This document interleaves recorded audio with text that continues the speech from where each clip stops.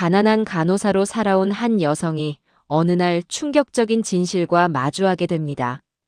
자신을 집요하게 괴롭혀온 재벌가 상속녀가 사실은 자신의 자리를 훔쳐 살고 있었다면 믿으시겠습니까? 오늘 그 이야기를 들려드리겠습니다. 끝까지 함께 해주시고 구독과 좋아요도 꼭 부탁드립니다. 한채린이 처음으로 아버지의 손바닥을 피해 숨은 곳은 신발장 뒤였습니다. 7살이었습니다. 몸을 최대한 작게 웅크리고 두 손으로 귀를 틀어막았습니다. 그래도 소리는 들려왔습니다. 유리잔이 벽에 부딪히는 소리, 어머니가 바닥에 쓰러지는 소리, 그리고 아버지의 고함. 아버지 한동수는 술만 마시면 사람이 달라졌습니다. 평소에는 말수가 적고 무기력한 사람이었지만 소주 한 병이 들어가면 눈빛부터 변했습니다. 그 눈빛이 채린에게는 세상에서 가장 무서운 신호였습니다. 현관 열쇠 소리만 들려도 가슴이 쿵 내려앉았습니다. 아버지인지 술 취한 짐승인지 확인하기 위해 조용히 숨을 참는 것이 어린 채린의 일상이었습니다. 어머니 한미숙은 그 집에서 유일하게 채린의 편이 되어주는 사람이었습니다. 채린의 머리를 쓰다듬으며 괜찮다고 엄마가 있다고 말해주던 목소리. 그 목소리가 채린에게는 가장 안전한 장소였습니다. 그러나 채린이 10살이 되던 해봄, 어머니는 집을 떠났습니다. 아무런 말도 없었습니다. 아침에 눈을 떴을 때 어머니의 신발이 없었고 방에는 아무것도 남아있지 않았습니다. 채린은 학교에서 돌아와 빈 방을 보며 한참을 서 있었습니다. 울지도 못했습니다. 그냥 멍하게 방 한가운데 서서 어머니의 냄새가 남아있는지 코를 킁킁거렸습니다. 버려졌다고 생각했습니다. 훗날 채린은 그게 아니었다는 사실을 알게 됩니다. 미숙은 채린을 데리고 나오려 했지만 한동수가 딸을 인질 삼아 협박했습니다. 나가면 채린에게 모든 걸 뒤집어 씌우겠다는 말이었습니다. 미숙은 결국 혼자 나올 수밖에 없었습니다. 그러나 10살짜리 아이가 그 사실을 알 방법은 없었습니다. 채린의 가슴 속에는 그날부터 단단하고 차가운 무언가가 자리를 잡았습니다. 어머니가 떠난 뒤 집안은 빠르게 무너졌습니다. 한동수는 제대로 된 직업을 유지하지 못했습니다. 며칠씩 들어오지 않다가 불쑥 나타나면 채린의 방에 들어와 돈을 뒤졌습니다.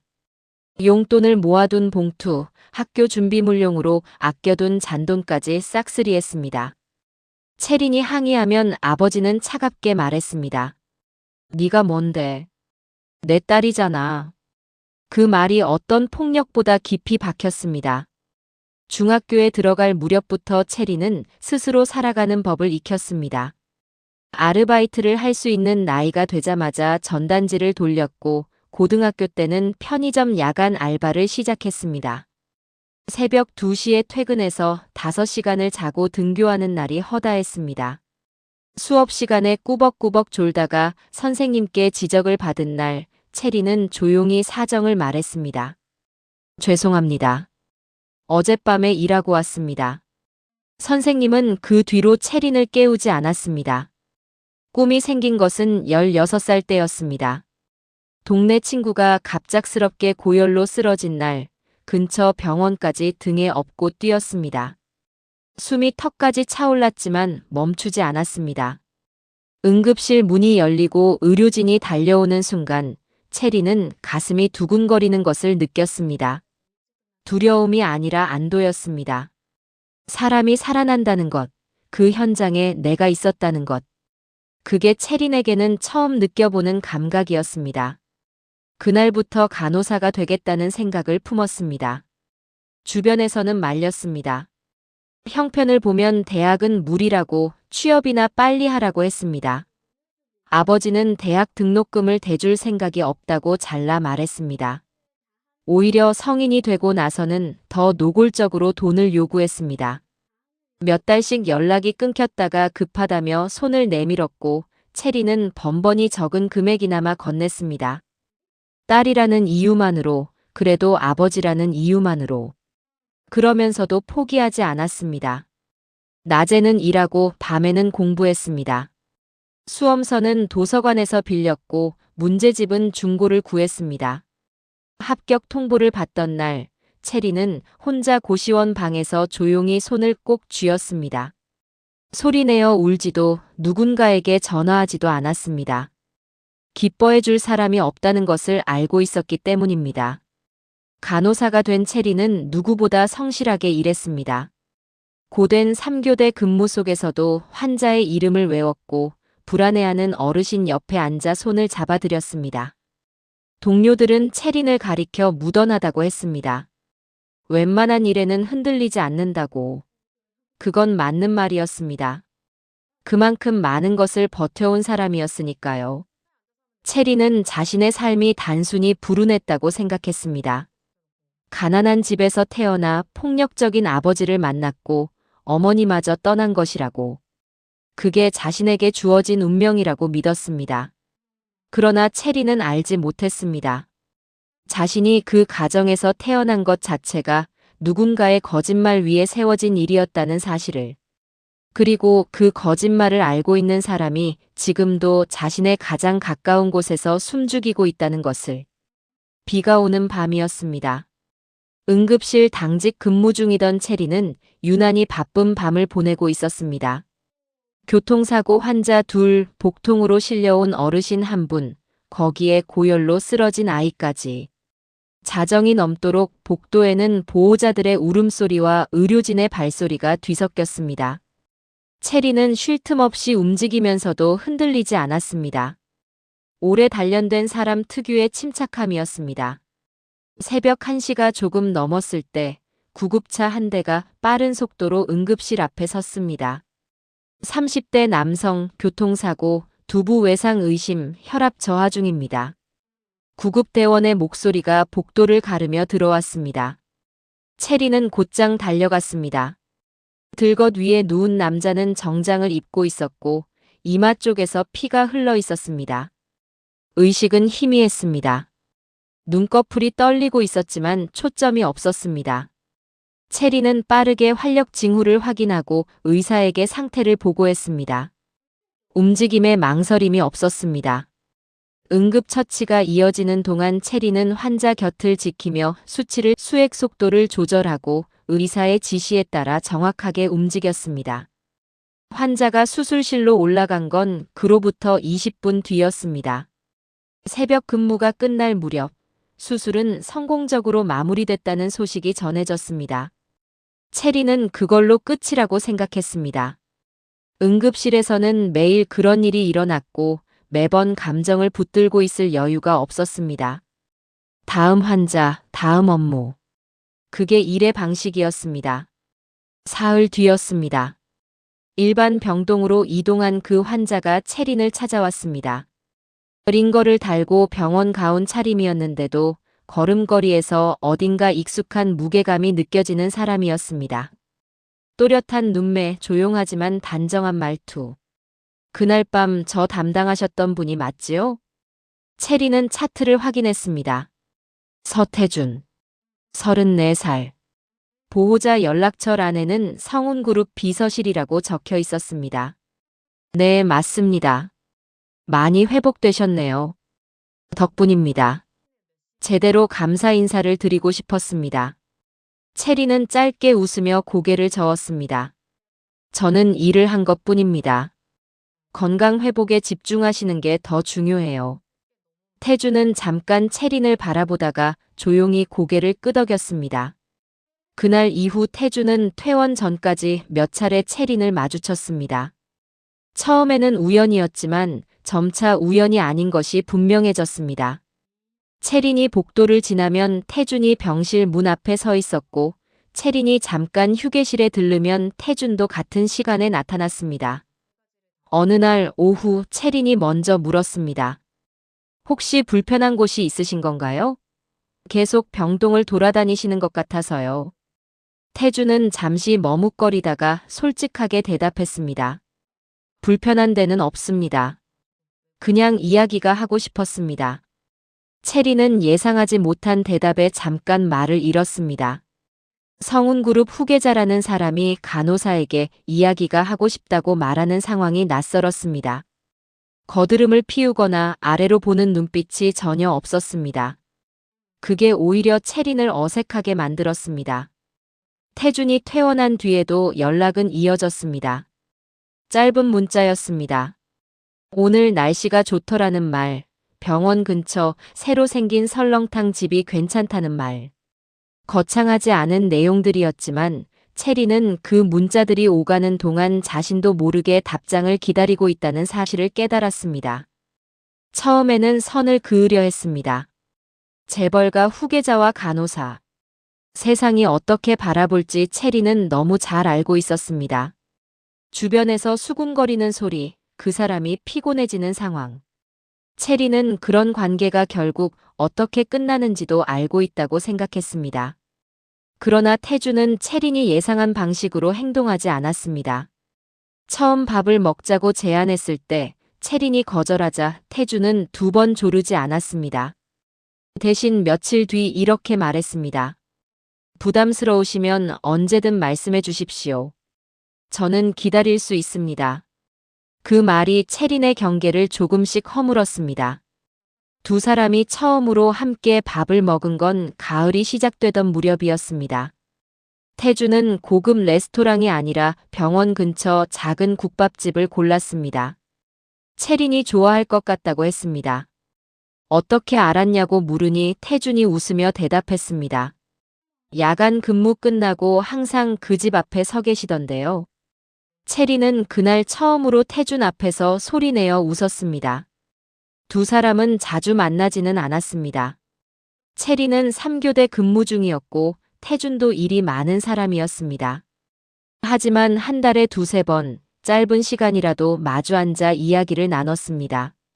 채린은 병원에서 있었던 소소한 일들을 이야기했고 태준은 진지하게 들었습니다. 의례적인 반응이 아니었습니다. 중간에 질문을 하고 채린의 말을 기억했다가 다음에 다시 꺼냈습니다. 그런 사람을 채린은 살면서 만나본 적이 없었습니다. 가난을 걱정해주는 척하거나 불쌍히 여기는 눈빛을 보내는 것도 아니었습니다. 그냥 채린을 채린으로 대했습니다. 어떤 배경도 어떤 사정도 앞에 내세우지 않고 그 무렵 채린은 스스로에게 조심스럽게 물었습니다. 이 감정이 무엇인지. 오래도록 닫아두었던 마음 한편이 조금씩 열리는 것 같은 느낌. 두렵기도 했습니다. 이 관계가 어떤 방향으로 흘러갈지 알 수 없었기 때문입니다. 그러나 채린이 그 감정을 정리하기도 전에 불편한 시선이 먼저 찾아왔습니다. 윤세아였습니다. 한성식품 부사장인 세아는 태준과 오래전부터 알고 지낸 사이였습니다. 재계에서 자연스럽게 연결된 관계였고 두 사람이 어울리는 자리도 종종 있었습니다. 한성식품 부사장 윤세아는 병원과 인연이 없는 사람이었습니다. 하지만 그날은 달랐습니다. 한성식품이 후원하는 의료재단 이사회가 채린의 병원에서 열렸습니다. 세아는 회장을 대신해 참석했습니다. 회의가 끝난 뒤 세아는 수행 직원과 함께 병원 로비를 가로질러 나가던 중이었습니다. 바쁜 걸음이었습니다. 엘리베이터 버튼을 누르고 서 있는데 복도 저쪽에서 두 사람이 걸어오는 모습이 눈에 들어왔습니다. 서태준이었습니다. 그리고 그 옆에 하얀 가운을 입은 여자가 있었습니다. 두 사람은 나란히 걷고 있었습니다. 특별히 붙어 있는 것도 아니었고 손을 잡은 것도 아니었습니다. 그런데 묘하게 가까웠습니다. 태준이 여자 쪽으로 고개를 기울이며 무언가를 말했고 여자가 그 말을 듣고 웃었습니다. 소리는 들리지 않았지만 그 웃음이 자연스러웠습니다. 오래 알고 지낸 사람들 사이에서만 나오는 편안한 웃음이었습니다. 세아는 엘리베이터 버튼에서 손을 뗐습니다. 태준은 여자와 이야기하는 데 집중하고 있어서 세아를 보지 못했습니다. 두 사람은 복도 끝쪽 방향으로 꺾어 들어갔고 곧 시야에서 사라졌습니다. 세아는 그 자리에 잠시 서 있었습니다. 수행 직원이 조심스럽게 물었습니다. 부사장님 가실까요? 세아는 짧게 대답했습니다. 저 간호사 누군지 확인해. 그게 시작이었습니다. 이름은 한채린이었습니다. 나이는 자신과 비슷했습니다. 출신은 평범했고 배경은 단출했습니다. 아버지는 전과 기록이 있는 사람이었고 어머니와는 오래전에 연락이 끊겼습니다. 좋은 집안도 아니었고 특별한 배경도 없었습니다. 세아는 보고서를 읽으면서 처음에는 안도했습니다. 태준이 관심을 가질 만한 조건이 아니었습니다. 잠깐 스쳐가는 인연이겠거니 했습니다. 재벌가 후계자와 간호사. 주변의 시선과 현실이 알아서 정리해줄 거리라고 봤습니다. 그러나 세아가 미처 예상하지 못한 것이 있었습니다. 태준이 그런 시선에 흔들리는 사람이 아니라는 것이었습니다. 두 사람이 만남을 이어간다는 소식이 계속 들어왔습니다. 병원 근처 식당, 공원 산책, 주말 오전의 짧은 만남. 화려하거나 공개적인 자리는 아니었지만 꾸준했습니다. 그리고 태준의 주변 사람들 사이에서 채린의 이름이 조금씩 오르내리기 시작했습니다. 세아는 그 시점부터 채린을 다르게 보기 시작했습니다. 단순한 경쟁자가 아니었습니다. 세아에게 채린은 자신이 오랫동안 숨겨온 비밀에 가장 가까이 다가온 사람이었습니다. 채린이 태준과 가까워질수록 사람들의 관심이 채린에게 쏠릴 것이고 그러다 보면 채린의 과거가 들춰질 수 있었습니다.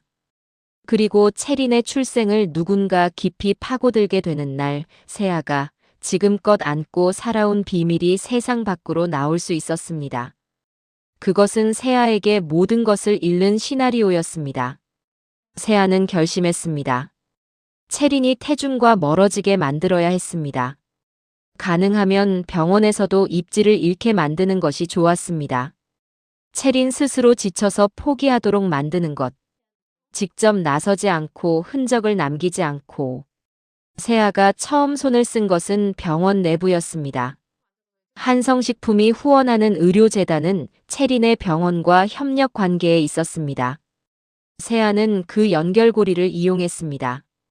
채린과 같은 병동에서 근무하는 간호사 한 명이 재단 쪽 관계자와 연이 닿아 있었습니다. 세아는 직접 접촉하지 않았습니다. 중간에 사람을 세웠고 말은 조심스럽게 전달됐습니다. 채린의 업무 중 작은 문제가 생기면 기록해두면 좋겠다는 것. 나중에 도움이 될 거라는 말과 함께 금전적인 제안도 있었습니다. 그 뒤부터 병동 분위기가 달라졌습니다. 채린이 처치한 내용이 다르게 기록됐습니다. 보호자에게 충분히 설명한 사안이 전달 과정에서 왜곡됐습니다. 채린의 판단이 옳았던 경우에도 나중에 절차상 문제가 있었다는 식으로 보고가 올라갔습니다. 처음에는 채린도 자신이 실수한 줄 알았습니다. 꼼꼼하게 돌아봤습니다. 기억을 되짚었습니다. 그러나 아무리 생각해도 자신이 놓친 부분이 없었습니다. 한 번은 착오라고 할 수 있었습니다. 두 번은 우연일 수 있었습니다.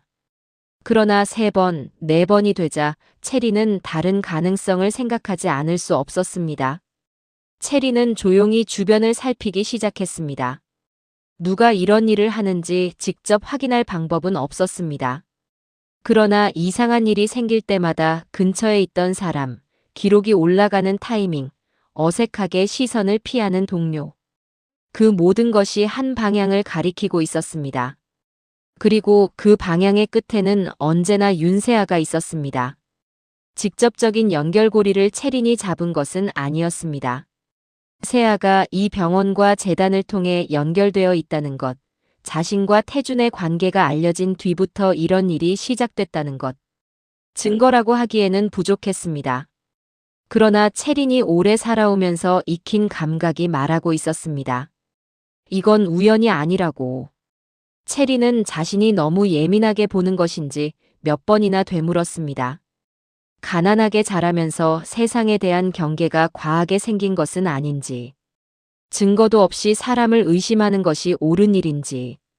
그러나 의심을 거두면 거둘수록 상황은 나빠졌습니다. 채린은 결국 외면하지 않기로 했습니다. 피하지도 않기로 했습니다. 살아오면서 배운 것이 있다면 그것이었습니다. 문제는 눈을 감는다고 사라지지 않는다는 것을. 그리고 채린이 아직 알지 못하는 사실이 있었습니다. 세아가 채린을 이토록 집요하게 견제하는 것은 단순한 질투가 아니었습니다. 그 이유는 채린의 연애 하나를 방해하려는 것과는 비교도 할 수 없을 만큼 거대한 것이었습니다. 세아의 두려움은 채린의 존재 자체에서 비롯된 것이었고, 그 뿌리는 두 사람이 태어나던 날 밤까지 거슬러 올라가고 있었습니다. 윤세아는 아침마다 거울 앞에 오래 서 있었습니다. 머리카락 한 올, 재킷깃 하나까지 흐트러짐 없이 정돈했습니다. 완벽하게 차려입고 나서야 하루를 시작할 수 있었습니다. 주변 사람들은 그것을 프로페셔널한 습관이라고 봤습니다. 하지만 사실은 달랐습니다. 세아에게 그 시간은 일종의 의식이었습니다. 오늘도 흔들리지 않겠다는, 오늘도 들키지 않겠다는. 세아가 비밀을 알게 된 것은 28살 때였습니다. 아버지 윤창식 회장이 건강검진을 받던 해였습니다. 세아는 검진 결과를 먼저 확인하려고 병원에 들렀다가 서류 봉투 하나를 발견했습니다. 아버지 이름과 자신의 이름이 함께 적혀 있었습니다. 유전자 검사 결과지였습니다. 세아는 처음에 대수롭지 않게 펼쳤습니다. 그리고 오랫동안 그 자리에서 움직이지 못했습니다. 부녀관계 불일치. 짧은 문장이었습니다. 그러나 그 5글자가 세아의 세계 전체를 뒤집어 놓았습니다. 손이 떨렸습니다. 문서를 내려놓았다가 다시 집어들었습니다. 숫자와 수치를 다시 읽었습니다. 달라지는 것은 없었습니다. 그 뒤로 세아는 조용히 움직였습니다. 아버지에게 직접 묻지 않았습니다. 대신 과거로 거슬러 올라갔습니다. 자신이 태어난 해의 병원 기록, 출생신고서, 당시 산부인과 관련 자료들. 세아는 경영 능력만큼이나 정보를 수집하고 분석하는데도 뛰어난 사람이었습니다. 그리고 몇 달에 걸친 추적 끝에 하나의 사건과 마주쳤습니다. 32년 전 한 산부인과에서 발생한 화재 사고였습니다. 규모는 크지 않았지만 당시 신생아실이 연기 피해를 입었고 혼란 속에서 아이들의 이송 과정에 착오가 생겼다는 내용이 오래된 사고 보고서에 남아 있었습니다. 공식적으로는 인명피해 없이 마무리된 사고로 기록됐습니다. 그러나 세아가 파고들수록 이상한 점이 드러났습니다. 당시 같은 날 그 병원에서 태어난 아이가 둘 있었습니다. 한 명은 윤창식 회장의 딸로 기록됐습니다. 다른 한 명은 한동수라는 남자의 딸로 기록됐습니다. 그리고 유전자 검사 결과는 냉정하게 말하고 있었습니다. 세아는 윤 회장의 친딸이 아니라는 것을. 그렇다면 윤 회장의 진짜 친딸은 한동수의 호적에 올라가 있다는 뜻이었습니다. 그 이름이 한채린이었습니다. 세아는 그 이름을 처음 확인하던 날 밤, 오랫동안 자지 못했습니다. 두렵다거나 억울하다는 감정보다 더 복잡한 것이 뒤엉켰습니다. 자신이 누려온 삶 전체가 원래 다른 사람의 것이었다는 사실. 아버지의 사랑, 회사의 지위, 사람들의 시선. 그것들이 처음부터 자신에게 주어진 게 아니었다는 사실. 세아는 그 감정을 오래 붙들고 있지 않았습니다. 대신 한 가지 결론을 내렸습니다. 채린이 이 사실을 알아서는 안 된다고. 채린은 지방에서 간호사로 살고 있었고 세아와 접점이 없었습니다. 그 이름이 자신의 삶 안으로 들어올 가능성은 없어 보였습니다. 세아는 그렇게 믿으면서 3년을 보냈습니다. 그러나 서태준이 채린의 병원으로 실려가던 날 모든 것이 달라졌습니다. 세아는 태준과 오래된 인연이 있었습니다. 재계에서 자연스럽게 연결된 관계였지만 세아의 마음속에는 그 이상의 기대가 있었습니다.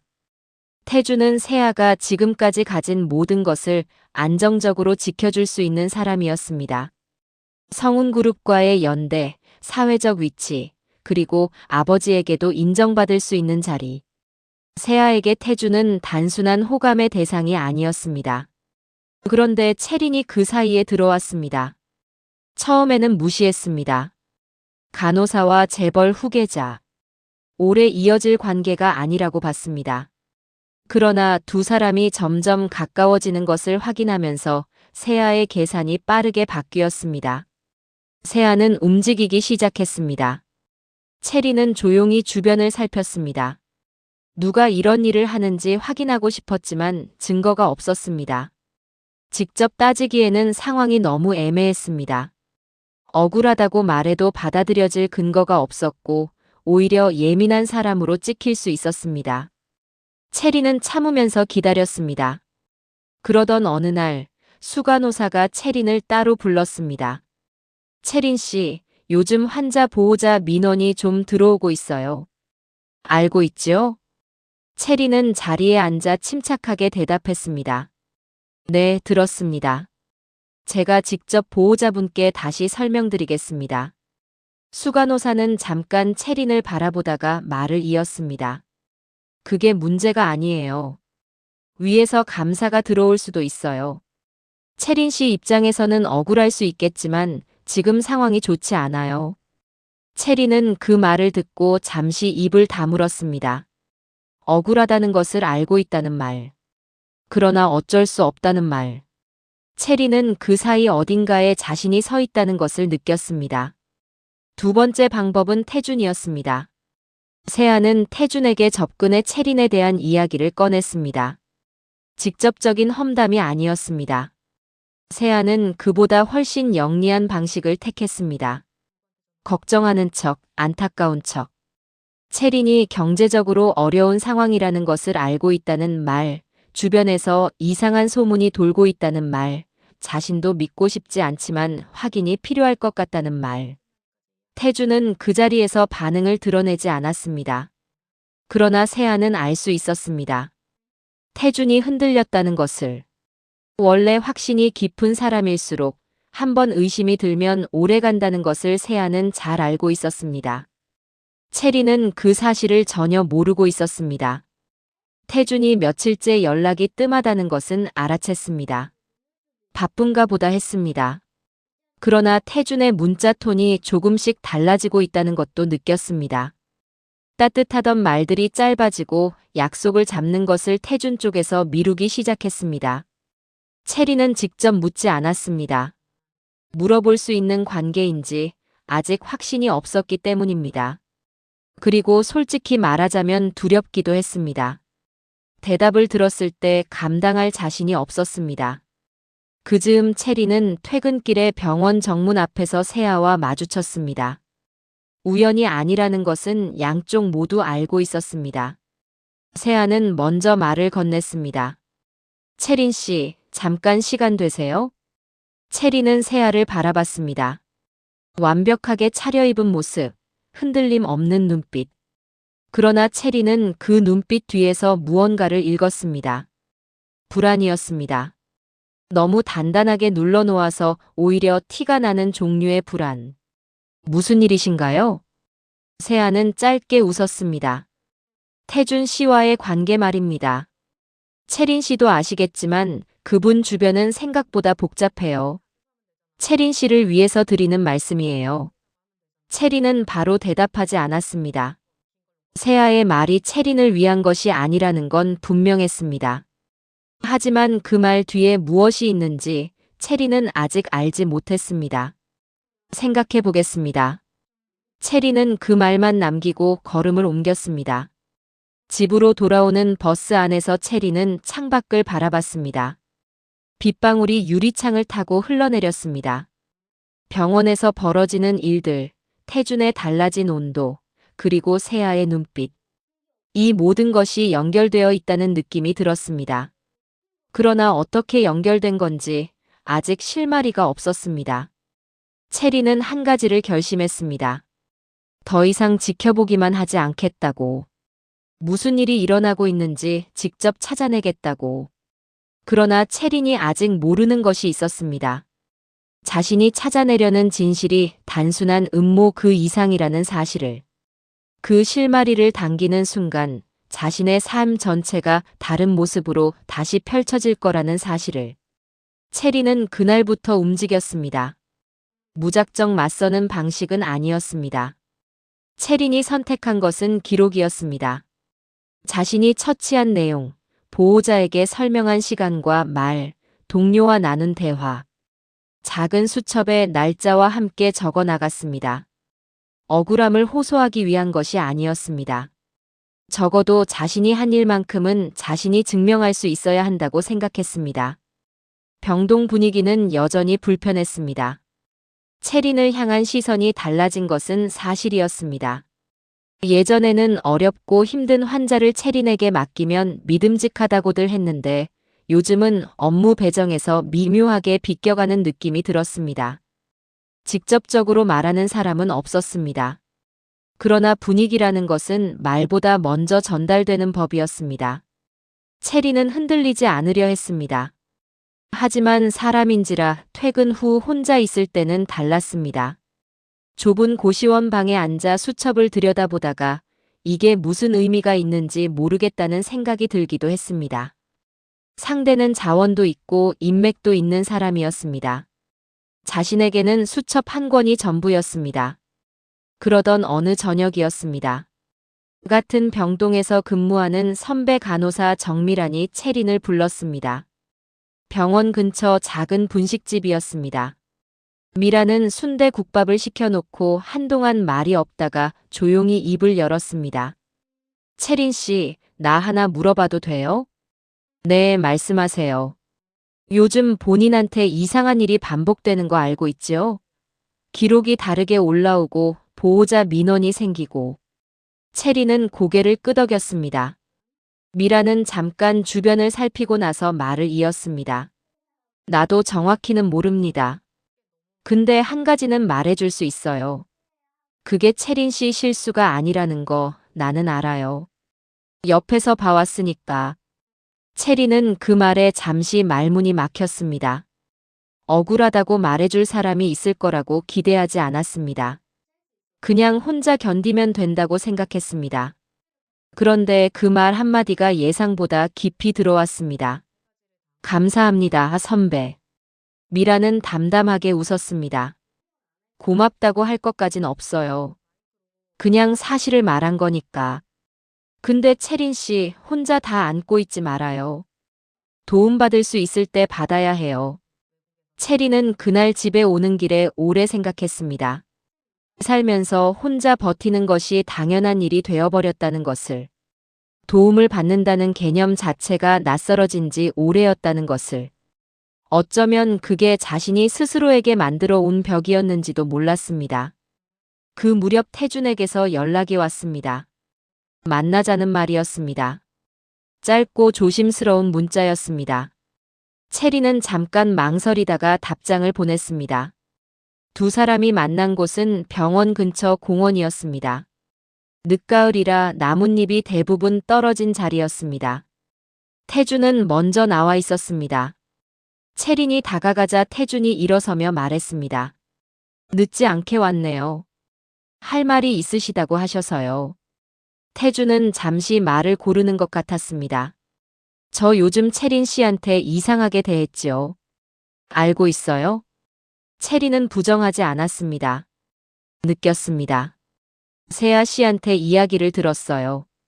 체린 씨에 대해서. 처음엔 그냥 흘려들으려 했는데. 태준이 거기서 말을 멈췄습니다. 체린은 조용히 기다렸습니다. 믿지 말았어야 했는데. 그 사람 말을 듣고 나서 체린 씨를 다르게 보려 한순간이 있었어요. 그게 부끄럽습니다. 체린은 태준을 바라봤습니다. 화가 나지 않았다면 거짓말이었습니다. 그러나 그보다 먼저 든 감정은 조금 다른 것이었습니다. 이 사람이 지금 변명 없이 말하고 있다는 것. 그게 체린에게는 낯설고 또 조심스럽게 느껴졌습니다. 왜 지금 말씀하시는 건가요? 그냥 넘어가면 안 될 것 같아서요. 체린 씨한테는 솔직하고 싶었습니다. 체린은 잠시 공원 바닥을 내려다봤습니다. 저도 솔직하게 말할게요. 서운했습니다. 이유도 모르고 달라진 사람을 보는 게 생각보다 힘들었어요. 태주는 고개를 숙였습니다. 미안합니다. 그 짧은 말이 오래 공원 안에 머물렀습니다. 두 사람은 그날 오래 걸었습니다. 많은 말을 하지는 않았습니다. 그러나 걸음을 맞추는 것만으로도 무언가가 회복되는 것 같은 시간이었습니다. 체리는 그날 이후 태준에게 병원에서 벌어지는 일들을 조금씩 이야기했습니다. 전부 다는 아니었지만 혼자 안고 있는 것들을 꺼내놓기 시작했습니다. 태준은 듣는 동안 섣불리 해결책을 내놓으려 하지 않았습니다. 그저 듣고 기억하고 다음에 다시 물어봤습니다. 체린에게 그 방식이 잘 맞았습니다. 한편 태준은 세아에 대해 다시 생각하기 시작했습니다. 체린을 의심하게 만든 이야기들. 너무 자연스럽게 전달됐고 너무 적절한 타이밍에 왔습니다. 태준은 기업을 운영하면서 정보가 어떻게 가공되는지 알고 있는 사람이었습니다. 뒤늦게 그 구조가 보이기 시작했습니다. 태준은 자신의 비서를 통해 조용히 확인을 시작했습니다. 병원 내부에서 체린과 관련된 민원이 어떤 경로로 올라왔는지, 그 배경에 외부 개입이 있었는지. 시간이 걸렸습니다. 그러나 실마리는 생각보다 빨리 나왔습니다. 체린의 병동 동료 중 한 명이 한성식품 쪽과 연결된 인물이었습니다. 직접적인 지시는 아니었지만 금전적인 거래 흔적이 있었습니다. 태준은 그 내용을 체린에게 전했습니다. 체린은 오랫동안 말이 없었습니다. 짐작은 했습니다. 하지만 막상 확인이 되고 나니 감정이 복잡했습니다. 자신을 향한 적이가 그렇게 오래, 그렇게 조직적으로 움직이고 있었다는 사실. 그리고 그 중심에 윤세아가 있다는 사실. 왜 저한테 이런 걸 하는 걸까요? 체리는 혼잣말처럼 말했습니다. 태준은 그 말에 바로 대답하지 않았습니다. 사실 태준도 그 이유를 아직 다 알지 못했습니다. 세아가 체린을 이토록 집요하게 견제하는 것이 자신 때문만은 아닐 거라는 느낌이 들었지만 확신은 없었습니다. 진실이 수면 위로 떠오른 것은 그로부터 2달 뒤였습니다. 태준 측이 고용한 조사 전문가가 32년 전 산부인과 화재 사고 기록을 입수했습니다. 그 과정에서 당시 병원에서 근무했던 전직 직원 박영식의 이름이 나왔습니다. 수소문 끝에 찾아낸 박영식은 이미 노인이 되어 있었습니다. 처음에는 입을 열지 않으려 했습니다. 오래된 일이라고 자신은 아무것도 모른다고 했습니다. 그러나 태준이 직접 찾아가 마주 앉았을 때 박영식은 한참 만에 입을 열었습니다. 나도 이걸 안고 사는 게 힘들었어요. 그가 꺼낸 이야기는 예상보다 훨씬 구체적이었습니다. 화재가 났던 그날 밤 신생아실에서 2아이가 뒤바뀐 채로 이송됐습니다. 혼란 속에서 확인이 제대로 이루어지지 않았고 나중에 이름표가 맞지 않는다는 것을 눈치챈 직원이 있었지만 병원 측은 이미 보호자에게 아이를 인계한 뒤였습니다. 병원은 그 사실을 덮었습니다.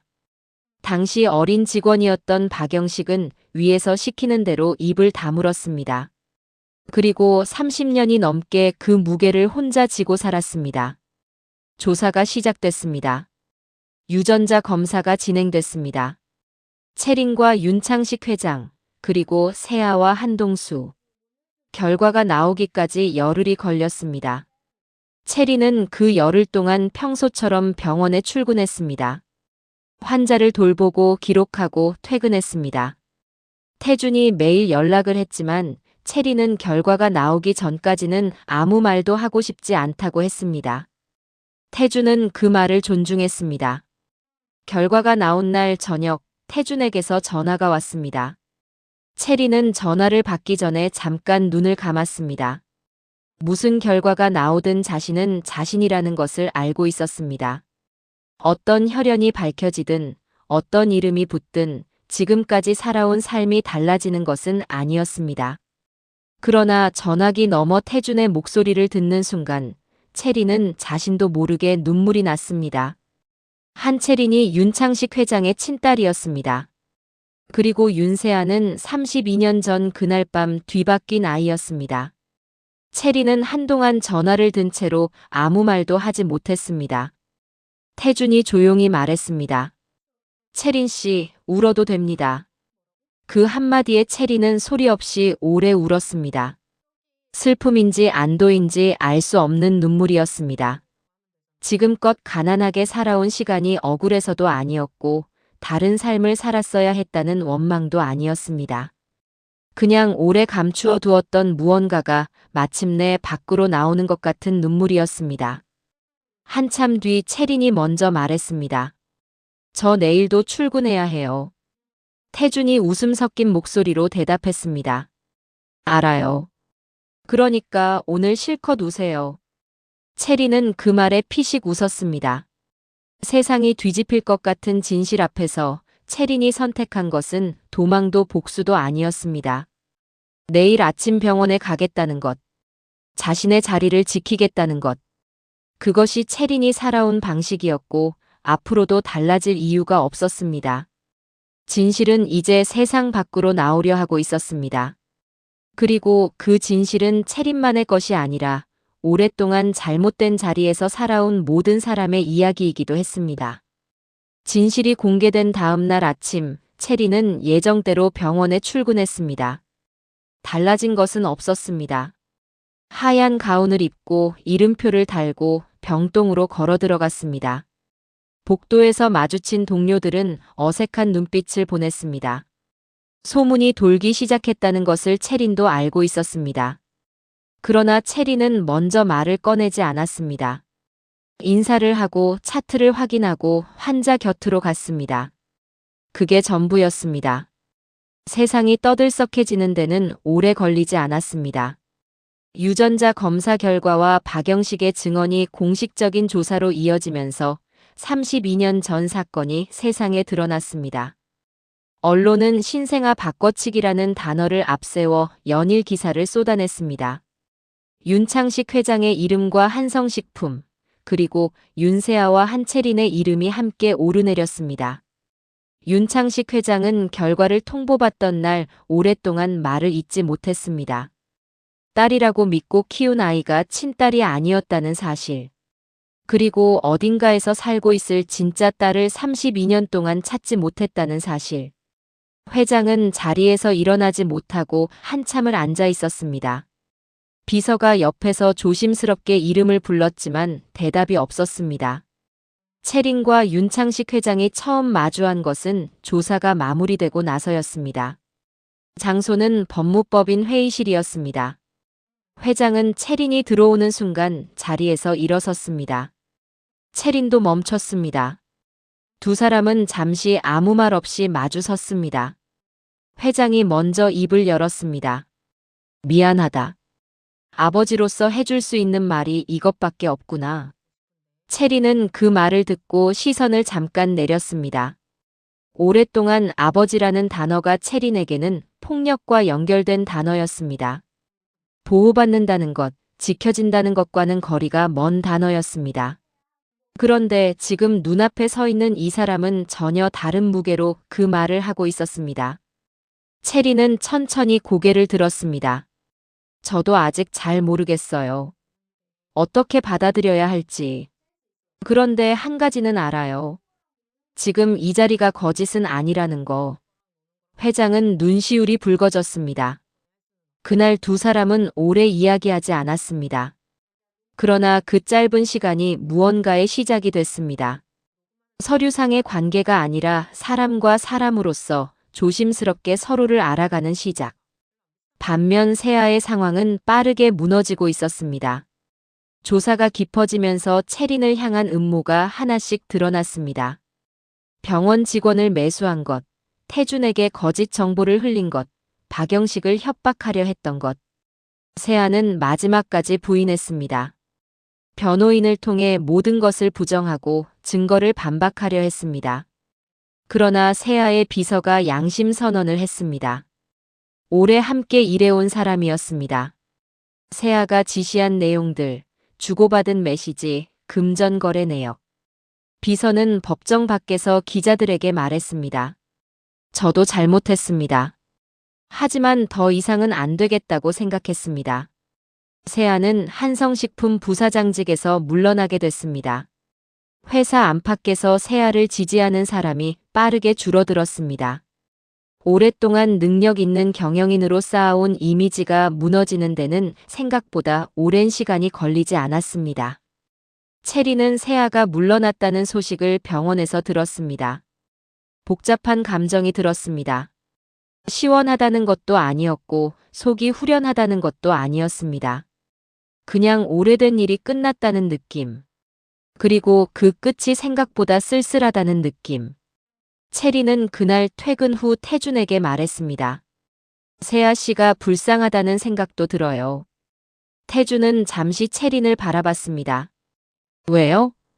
그 사람도 처음엔 피해자였잖아요. 잘못된 선택을 계속한 거지, 처음부터 나쁜 사람이었던 건 아닐 수도 있으니까요. 태준은 대답 없이 체린의 옆에 앉았습니다. 체린이 덧붙였습니다. 용서한다는 게 아니에요.